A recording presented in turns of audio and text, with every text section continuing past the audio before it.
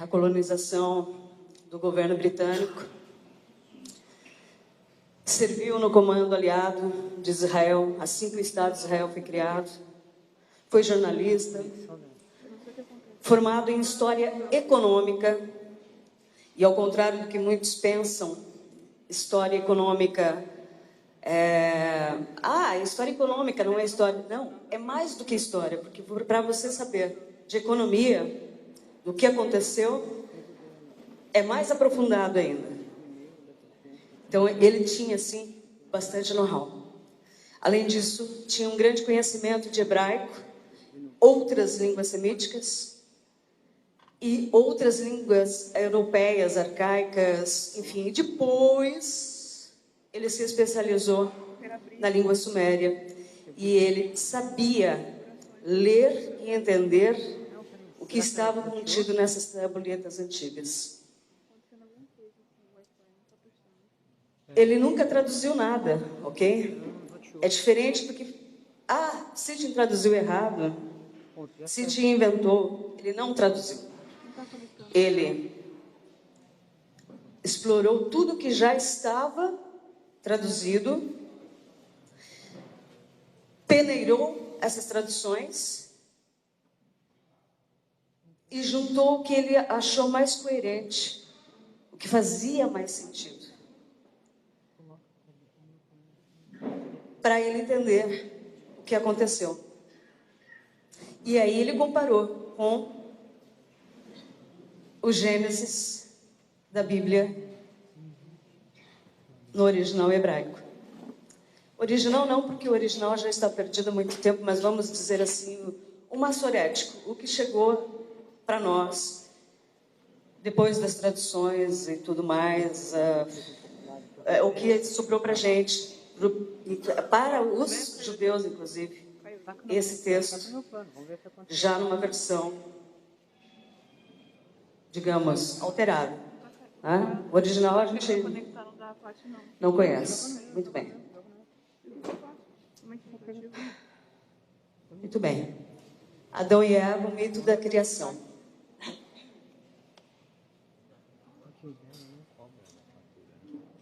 A maior parte de nós, com certeza, foi criada num lar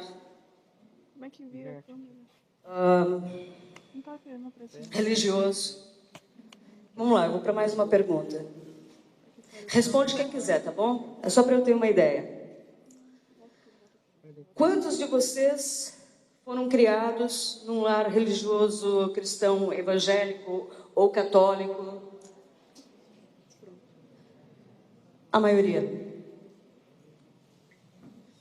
Uma pequena parte em religiões de proveniência africana, umbanda, candomblé, outras hinduístas, outras budistas, outros seguem a linha espiritualista, mas também há o fundamento cristão.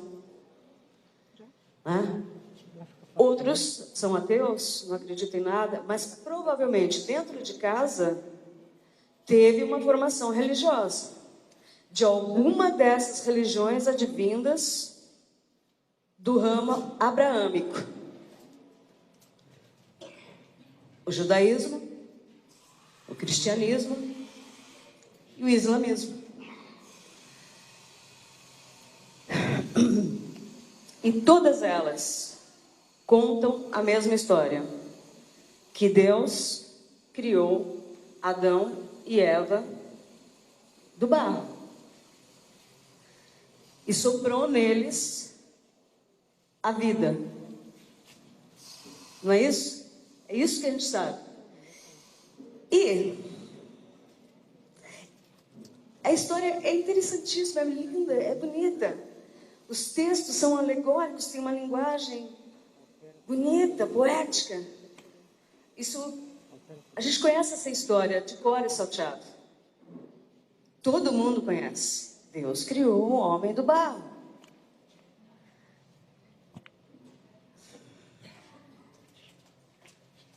Mas, apesar de toda a beleza dessa história, a maior parte de nós sente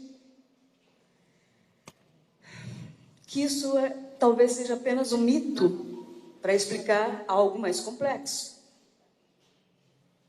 Olha, a maior parte de nós também estudou nas escolas que nós viemos e evoluímos de um ancestral em comum com o macaco. E demorou muito tempo para essa teoria de Darwin ser aceita. Muito tempo.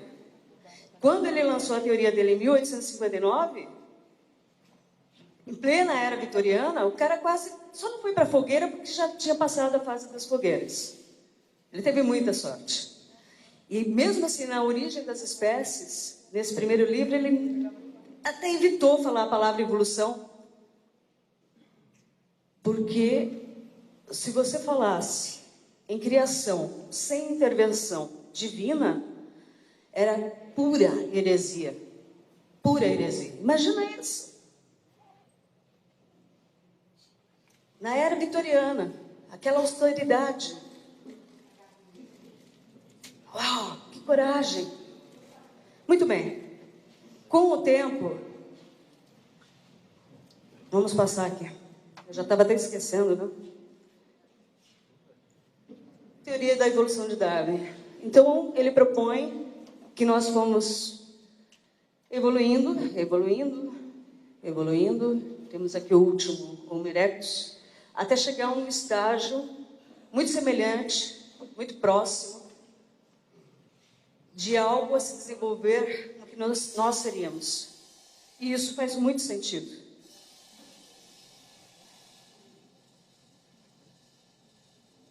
Então, conforme a teoria de Darwin foi sendo aceita de forma geral, a fé depositada na Bíblia foi sendo enfraquecida.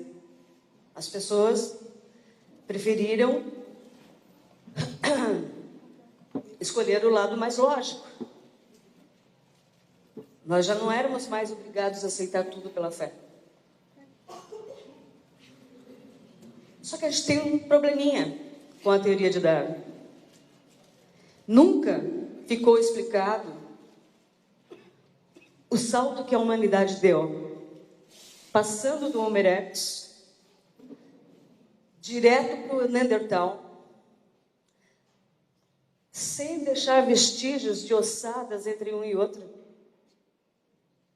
Não tem. Não tem.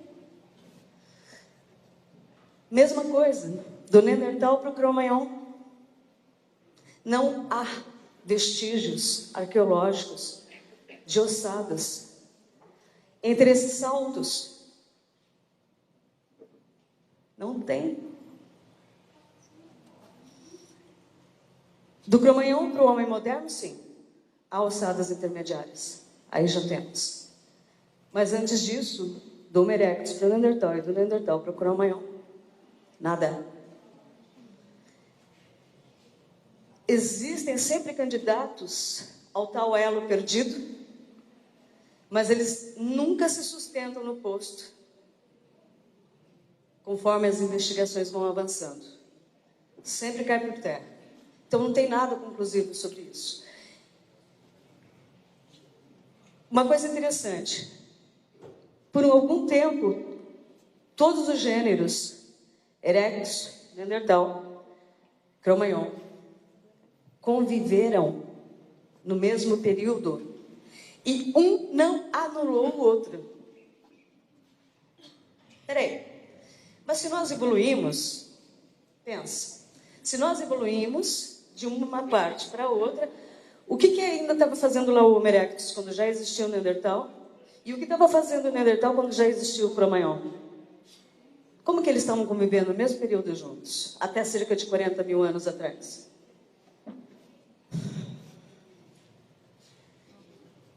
Então, olha só. É estranho. É estranho. A ciência não consegue explicar tudo. Não explica.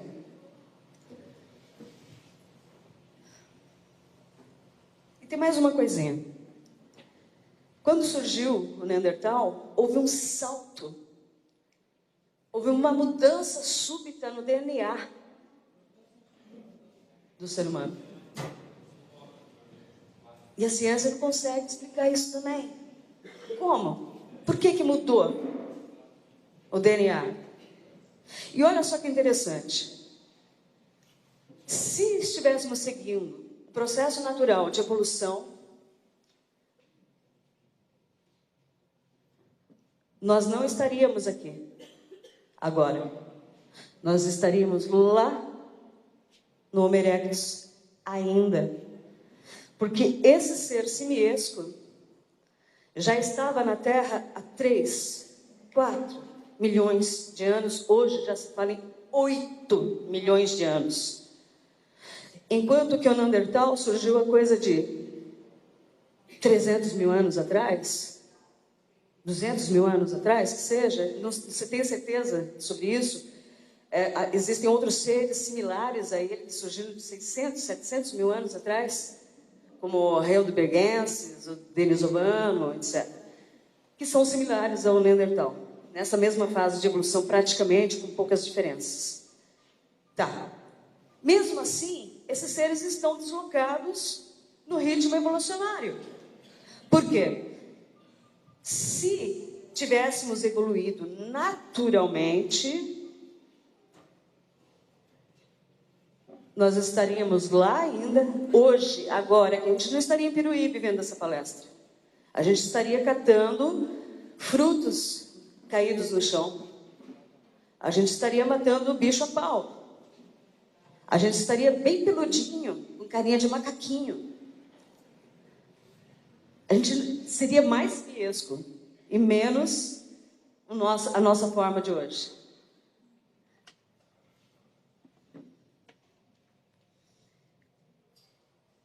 O Neandertal deveria aparecer 2, 3 milhões lá na frente, não agora, não há 200 mil anos atrás. Não faz o menor sentido. Isso foi um salto gigantesco. Bom, temos a ciência falando que houve uma mudança súbita no DNA. Cerca de 200, 350 mil anos atrás. E ninguém consegue explicar por que isso aconteceu.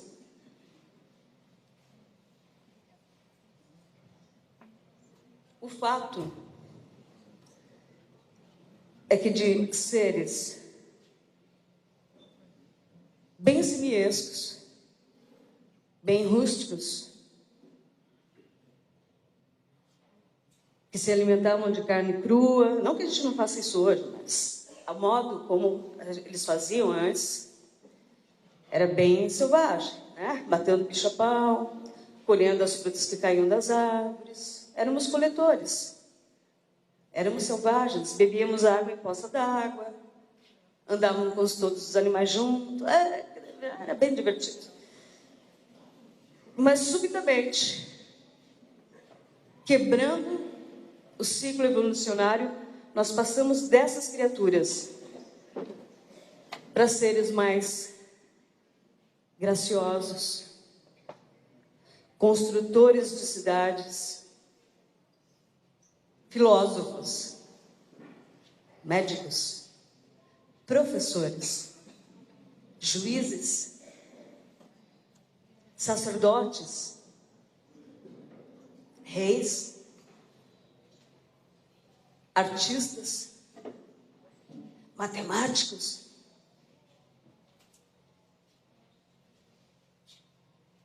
Como?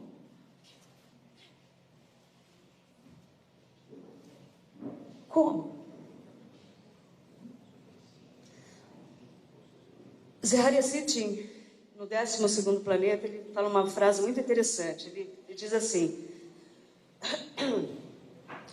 será que alguém pode me trazer um pouquinho de água? Eu esqueci a minha água lá atrás. Por favor.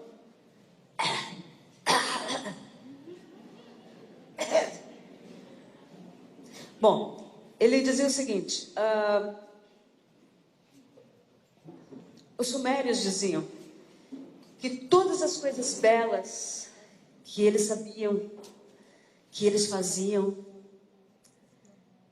os deuses lhes haviam ensinado.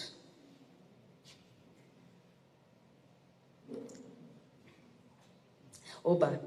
Obrigada, Keila. Só um minutinho, por favor.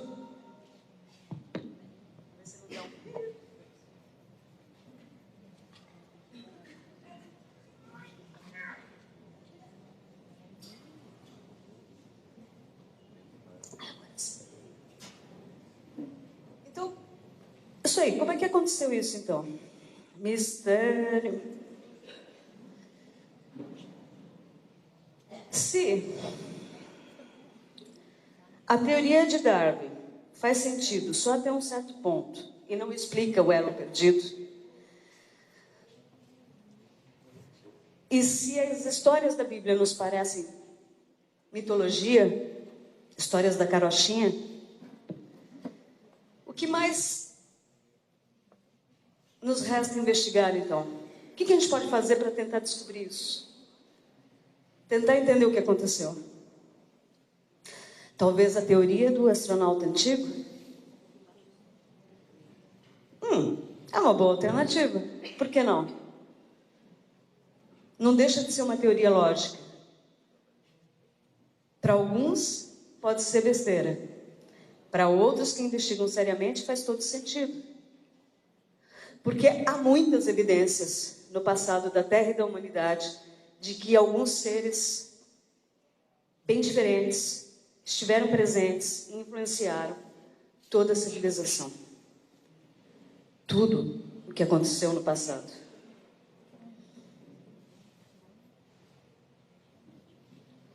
Por volta de 1840, arqueólogos ingleses e franceses fizeram descobertas incríveis. Henry Layard descobriu Nínive, a bíblica Nínive. Aquela do Jonas, né? Na baleia? É ele mesmo? Jonas, né? Então, ela existiu. Então, peraí, a Bíblia não está contando histórias da carochinha. Nínive existiu, está comprovado arqueologicamente. Então, peraí, vamos lá, vamos começar a juntar as peças. E entre dezenas de descobertas maravilhosas, templos, palácios, enormes, gigantescos, maravilhosos, com uma arquitetura incrível, joias maravilhosas, estátuas, muita coisa. Foi encontrada também a Biblioteca Real de Assurbanipal II.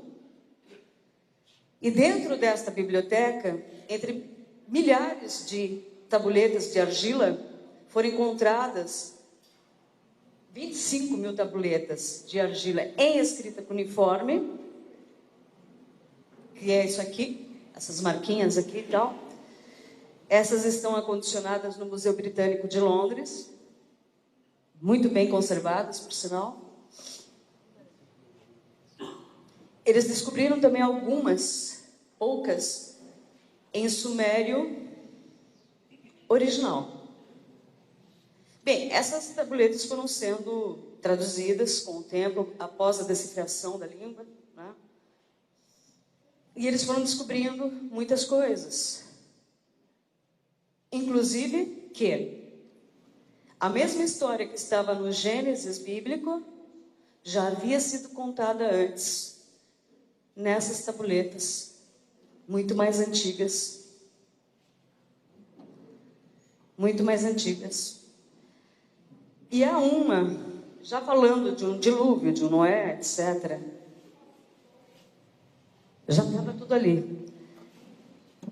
E tinha essa tabuleta em forma de tijolão, escrita nos 4 lados. Tá? Aqui nós temos a primeira lista, que é essa que está aqui, ó, né? A lista protodinástica dos reis sumérios, que começa dizendo: Anulim de Eridu governou 8 Shars, ou seja, 30.000 anos. Cada Shar, que é uma unidade matemática, equivalente a 3.600 anos.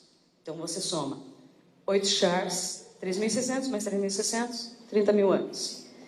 De 454 mil até o ano 388.800 antes do dilúvio. Antes.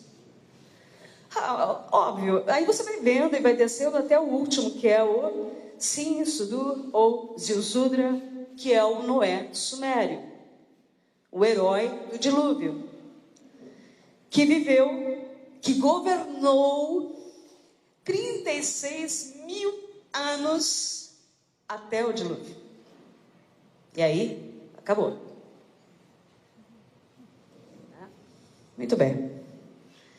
Quando os arqueólogos acharam isso, conseguiram decifrar esses textos, eles falaram, meu, isso é mitologia, óbvio, ninguém vive tanto tempo, é óbvio que é mitologia. É óbvio. Não levaram a sério. É claro que não. Ninguém vive 30 mil anos. E isso é só o tempo de governo deles. Não é o tempo de vida. É o tempo de governo. Enfim. Bom, aí entra o Zeharia Sitchin.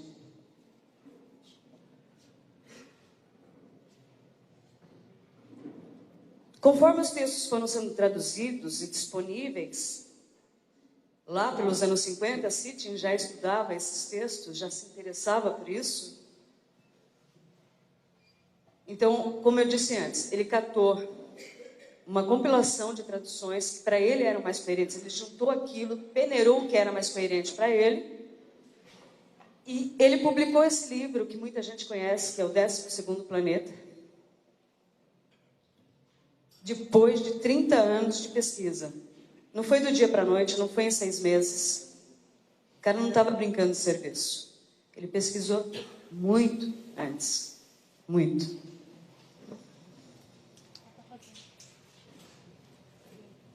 E acontece que o trabalho dele pode explicar com muita coerência o que aconteceu no passado da Terra.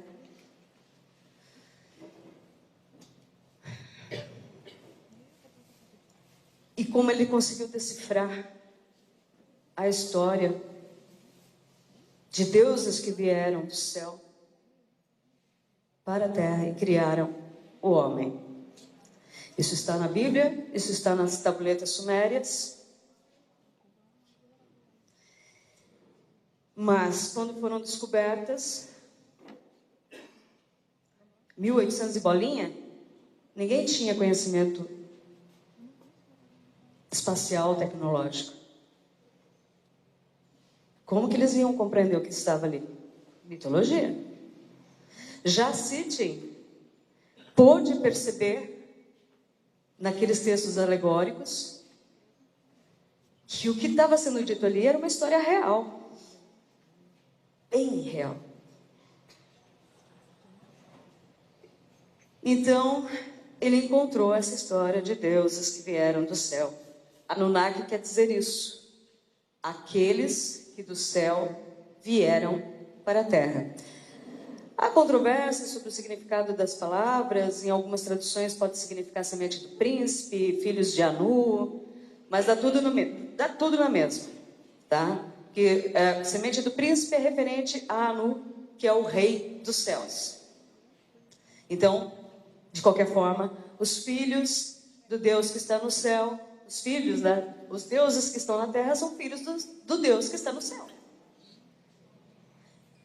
Então, os Anunnaki são aqueles que vieram do céu para a terra e criaram a humanidade. E eles são conhecidos na Bíblia como Elohim, Nefilim, Anakim, Adonai, Yahvé, Elion. Diversos são os epítetos para esses antigos deuses. E essa história está contada em todas as mitologias. Muda-se alguns detalhes, mudam-se os nomes dos personagens, Mas o miolo da narrativa é sempre o mesmo. Deuses que desceram do céu e criaram o homem. Isso em todas as mitologias do mundo antigo, dos 4 cantos do mundo. Em qualquer uma, é tudo igual, é a mesma história. Aí tem. Caramba! Bem, pelo texto sumério, Enuma Elish, nós encontramos a palavra Nibir, não no formato como a gente conhece, como Zihar Yassiti nos mostrou, Nibiru, mas Nibir, significando travessia. E esse seria, então, o 12º corpo celestial. Tá? Não é 12º planeta. 12º planeta é o nome que a editora deu para o livro dele. Tá? Mas os sumérios contavam 12 corpos celestiais, incluindo... Um pouquinho. Tá. Incluindo o Sol, Mercúrio, Vênus, Terra, a Lua da Terra, Marte. Aí temos o cinturão. Júpiter, Saturno, Urano, Netuno.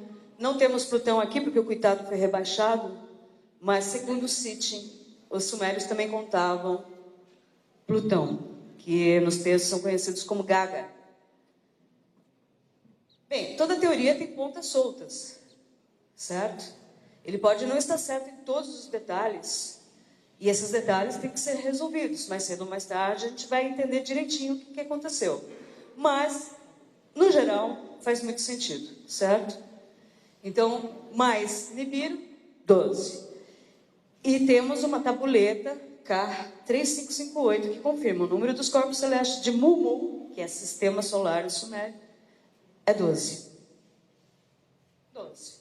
Se tem Plutão, ou se é outra lua, por exemplo, de Saturno,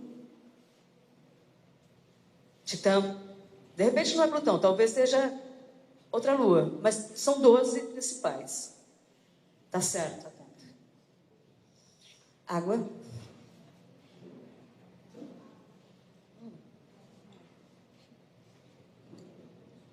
Bom, então Nibiru, o planeta Nibiru, referido no Enuma Elish, são essas tabletas aqui, tudo em fragmentos, mais conhecidas como as 7 tábuas da criação. Tem aqui, mas obrigada, muito obrigada. Muitos textos, a maior parte está apagado ali, mas dá para entender boa parte do que conta. E Enuma Elish quer dizer, é a primeira frase do texto que quer dizer, quando nas alturas. E aí nós vamos ver a mesma história que está ali no Gênesis bíblico. A cosmogonia do sistema solar. Foi criado os céus e a terra e a luz e etc e tal, tudo aquilo que a gente conhece até a criação do homem. Tá tudo aí. E como eles criaram, misturando o código genético dos Anunnaki, de um dos Anunnaki, tem até o nome do cara lá no texto, com o ser primitivo que já existia na Terra.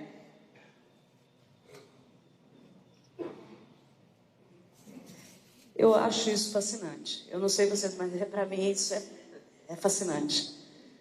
Bem, aí temos, então, o sistema solar e o porquê de ser 12º planeta. Nibiru, a pictografia dele é uma cruz. A cruz é um dos símbolos mais antigos do mundo, muito antes do cristianismo, né, da gente ligar esse símbolo a Jesus, e um símbolo com radiação, né? Isso também está nos livros do Zihar Yassiti, mostrando que é um corpo com grande força magnética, irradiando bastante energia, certo? Nibiru. E no Enuma Elish, um pedacinho, um trecho que fala sobre ele. Ele perscruta o escondido conhecimento. Ele vê todos os quadrantes do universo. O grande planeta. A sua aparência, vermelho escuro, o mais radiante dos planetas ele é. Isso já mudado por Sitchin, né? Ele já está clareando os textos. Óbvio que a linguagem no texto está mais alegórica, né? Enfim. E, segundo a teoria dele, esse planeta teria uma órbita de 3.600 anos, um char em sentido horário, numa elíptica bem alongada, passando entre Júpiter e Marte, bem aqui onde está o cinturão de asteroides, que parece ser os destroços de um antigo planeta que talvez tenha existido e que se chama de Tiamat, que foi o planeta que deu origem à Terra. Então, atraído para o nosso sistema solar, esse planeta que saiu de Órion foi atraído e ficou em órbita do Sol, fazendo parte da nossa família. Muito bem. Ok, até aí tudo bem. E né, durante a colisão com Tiamat, eu não sei se vocês conhecem essa história, está também no Meliche, a batalha celestial, que muita gente acha que é uma batalha entre deuses, e na verdade estamos falando de uma batalha cosmogônica, de choque de planetas, né? Trombou, bateu, um foi destruído, o outro sobreviveu, e houve uma panspermia, passando material de Nibiru e de Tiamat para o que sobrou dela, que é a Terra. Isso na teoria de Sitchin. Vamos considerar, né? Vamos falar, é uma teoria, ok? E é o que dá a entender os textos. Enfim. Mas enfim, afinal de contas, tudo bem, até aí a gente já entendeu. Deuses vieram de outro planeta, esse planeta é Nibiru. Ele tem uma órbita proposta como sendo de 3.600 anos em volta do Sol. Então, segundo o Sitchin, ainda faltariam 900 anos para ele ser avistado aqui dentro do Sistema Solar. Há controvérsia sobre essa teoria. Há muitos... Tem gente que fala que é impossível ele passar por aqui sem causar danos dentro do sistema, mexer com tudo e quebrar tudo e arrebentar tudo. Embora que ele sempre passe aqui entre Júpiter e Marte, na teoria de Sitchin, proposta por ele, exatamente onde estão o cinturão. Tem muito espaço aqui para passar, se for esse o caso, se a teoria estiver correta. Tem bastante espaço. É lógico que ele vai empurrar umas pedrinhas, né? Isso pode ser um pouquinho desastroso. Mas tudo bem, não acontece toda hora. Mas por que esses deuses vieram para a Terra? Vieram fazer o que aqui, há 450 mil anos atrás? Eles vieram, segundo Sitchin, em busca de ouro para consertar a atmosfera do planeta deles. O que faz muito sentido. Os textos sumérios não falam exatamente em ouro. Eu não encontrei muitas referências sobre ouro, mas minérios. Sitchin é que chegou nessa conclusão através da investigação de outras mitologias que falam a mesma coisa e citam ouro. Por exemplo, na mitologia egípcia existe até deixa eu ver se eu lembro. A carne, o ouro é a carne dos deuses. Isso é uma referência forte. Por que a carne dos deuses? Não que eles fossem feitos de ouro, mas a necessidade deles em cima desse minério, desse material. É interessante isso. É tão profundo que é a carne dos deuses. Então era uma coisa muito necessária para eles. Então Sitchin, investigando outras mitologias, porque ele não estudou somente a Suméria, concluiu que já que nós, hoje em dia, usamos o ouro para tudo, desde componentes eletrônicos, a motores de avião, as nossas sondas são revestidas de ouro. O ouro é um ótimo isolante. Ele é um material que trabalha. Ele é excelente para tudo. A gente usa até para uns creme para ficar bonito. Eu não, porque eu não tenho dinheiro. Mas, enfim. Então, eles vieram atrás do ouro. E começaram a escavar tudo, e procurar, e ficaram nessa função 40 chaves, que dá um período de 120 mil anos. É isso, Davi? Um pouquinho mais. Mais ou menos uns 140, 120 anos, eles ficaram ali, os astronautas, as equipes, as pequenas equipes que chegaram, ficaram ali minerando. E foi passando o tempo, e esses jovens que chegaram aqui foram ficando doentes. Por quê? O ciclo de Nibiru e da Terra são diferentes. Nibiru leva 3.600 anos para dar uma volta em torno do Sol, bem devagar. A Terra não, 365 dias. Passou um ano. Imagina, você vai para um planeta, você mora aqui na Terra, que tem uma órbita de 365 dias, e vai para um que tem 35 dias em volta do Sol. Como é que você ia se sentir? Mal. Outra, você ia envelhecer mais rápido. E isso estava acontecendo com eles. Afetou totalmente o metabolismo deles. Eles não estavam aguentando. Eles vieram com ração de astronauta nas naves. Eles não, ainda, diz a Bíblia, ainda não existia o homem para lavrar o solo. Ainda não existia o homem para pastorear. Eles estavam aqui em umas condições bastante rústicas. Depois de um certo tempo, essa garotada, que era sempre substituída por uma equipe nova, em busca de aventura, só que chegava aqui e ia para o fundo da terra minerar, não aguentaram. Foram ficando doentes, se revoltaram, teve uma rebelião. Não vamos mais pegar na picareta e pronto. Se vira, estamos indo embora. Bom, os líderes Anunnaki se reuniram e depois de longas discussões filosóficas, vamos usar máquinas. Sim, né? Nós temos máquinas muito poderosas para cortar montanhas, etc., mas não temos máquinas apropriadas para entrar no fundo da Terra e selecionar o material. Nós não temos essa capacidade ainda. Então, provavelmente os Anunnaki tinham uma tecnologia avançada o suficiente para ter máquinas poderosas. Hoje nós temos evidências até de cidades escavadas em 3D. Parece uma impressora 3D gigantesca. Tem cidades na Índia que você fala, não, que dizem que os monges esculpiram com cinzéis.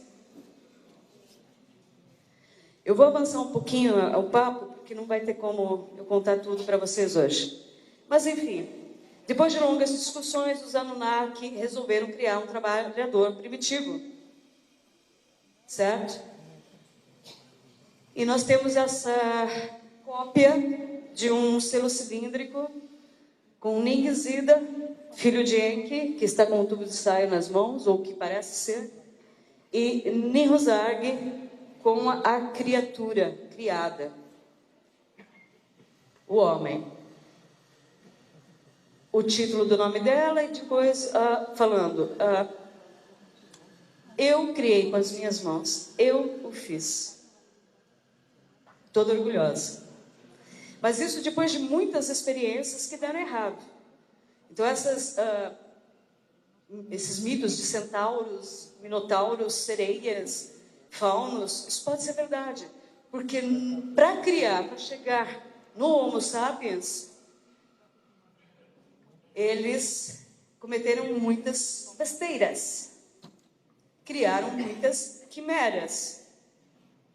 Essas lendas podem ser verdadeiras. Enfim, até que eles acertaram. E o ser que eles criaram foi a partir do Homo erectus, naquela fase que a gente conversou no começo,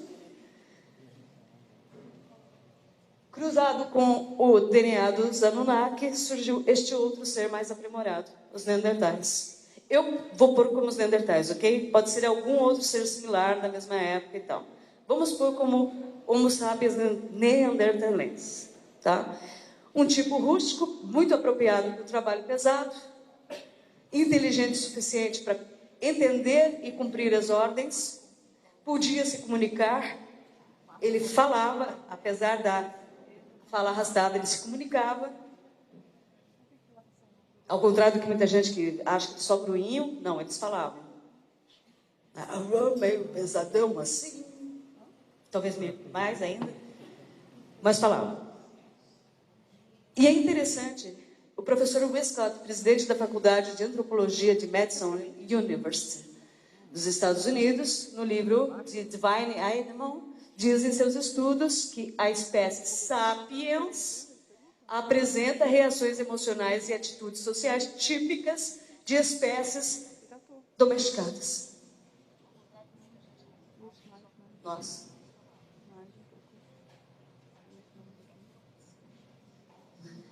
Muito bem. O autor da experiência genética é o deus sumério do conhecimento, Enki, que significa Senhor da Terra. Ou um outro nome, são vários epítetos, né? É aquele cuja casa é a água. Ele é a serpente do Éden, citada no Gênesis. Aquele que deu o fruto do conhecimento para Eva, que nada mais é do que uma experiência genética que possibilitou que Eva pudesse se reproduzir, porque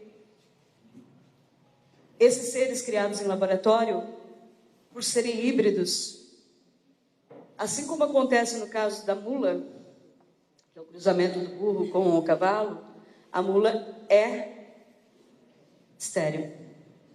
E esse primeiro casal e os clones deles, porque foram feitos vários clones a partir desse casal, para o trabalho, eles foram poupados, os primeiros foram poupados, foram criados como filhos.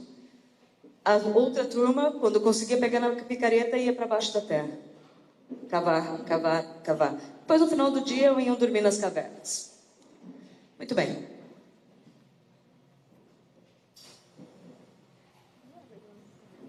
Me perdi. Estamos aqui. Então, assim, o Enki é o criador do Homo sapiens, o autor da engenharia genética que avançou o Homo erectus para o Neandertal. E Enlil é o cara que expulsou os caras do Éden. Porque quando percebeu o resultado de uma outra alteração genética que possibilitava esses seres se multiplicarem sozinhos, sem a necessidade de clonagem, ficou pé da vida. Falou, esses caras vão aumentar, vão se multiplicar. Olha o nosso número e olha o deles. Daqui a pouquinho eles forram a terra inteira. Sai daqui com eles, sua serpente! E expulsou eles do Jardim do Éden, que nada mais era do que um jardim botânico, onde eles cultivavam diversas espécies de plantas, etc. Então, bom, Enlil expulsou, e Enlil era o líder da missão, então ele tinha responsabilidade sobre isso, ele não queria que desse errado. Mandou embora mesmo. Mais tarde, Enki, vendo que o avanço dele, o experimento dele estava regredindo de alguma forma, por causa das diversas relações consanguíneas, ele deu um jeito de avançar essa espécie. Como? Agora já não era mais dentro de um laboratório, mas embaixo da sombra de uma árvore. Ele pegou descendentes dos Neandertais, duas meninas Neandertais bonitinhas, e transou com elas, e gerou filhos com elas. E esses filhos, o resultado é uma raça mais avançada, já no estágio evolutivo dos Cro-Magnon. Mais delicada, mais inteligente, mais próxima à imagem e semelhança deles. Bom, eu tenho muito pouco tempo, eu acho que eu já passei meu tempo. 5 minutos.